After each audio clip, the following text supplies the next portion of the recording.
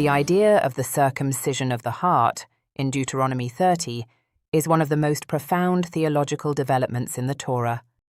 After a long story of covenant, blessing and curse, exile and promised return, Moses describes a divine act that goes deeper than any ritual. God will transform the human heart so that Israel can truly love him. This takes the physical sign of the Abrahamic covenant and turns it into a metaphor for inner renewal. As biblical scholar Moshe Weinfeld notes, Deuteronomy consistently moves the covenant inward, but here it goes further than anywhere else. The transformation is God's work, not Israel's. The purpose of this inner change is renewed covenant faithfulness, a heart that genuinely desires to love and obey God.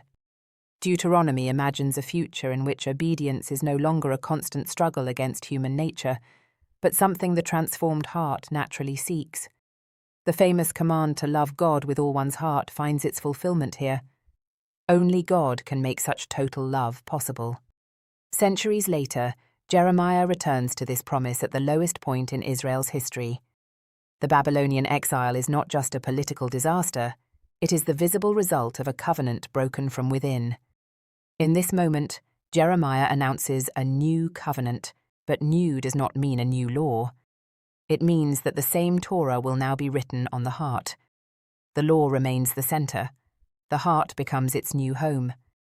Scholars like Walter Brueggemann emphasize that Jeremiah is not replacing the Torah, but describing a renewed capacity to receive it. Jewish tradition, from the Dead Sea Scrolls to the rabbis, consistently understood this as a deepening of obedience, not its abolition. Paul enters this tradition as a Jew shaped by both Deuteronomy and Jeremiah, but he reads Israel's story through the lens of Christ's death and resurrection. In his letters, he speaks of being a Jew inwardly and of a circumcision of the heart, brought about by the Spirit. The language echoes Deuteronomy, but the logic shifts. Paul uses the idea of inner transformation in a way that loosens it from Israel's concrete life under the Torah. Jewish scholar Jacob Neusner argues that, in Judaism, the Torah is not a burden to be transcended, but the embodied form of the covenant itself. The heart expresses itself through holy deeds. For Neusner, Paul's claim that Torah observance no longer defines the people of God challenges the very structure of Judaism. Abraham Joshua Heschel makes a similar point in a different way. He insists that Jewish spirituality is embodied. The Torah is given to be lived.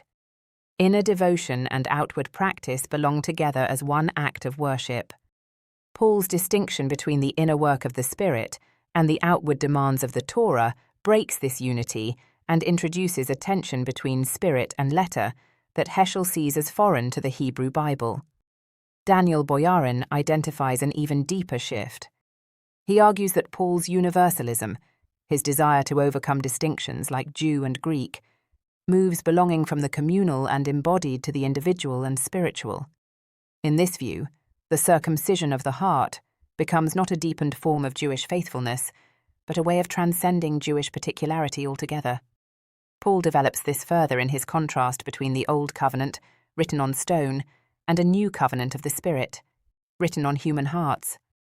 For Jeremiah, the heart becomes the new place where the Torah lives. For Paul, the heart becomes the place where the Spirit of Christ lives, something he believes the Torah pointed toward but could never fully provide. This is what makes Paul's interpretation both powerful and controversial.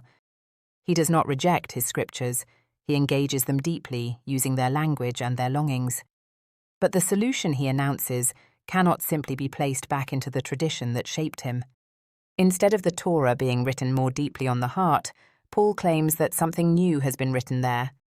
In doing so, he stretches one thread of the biblical story so far that the entire fabric takes on a new shape.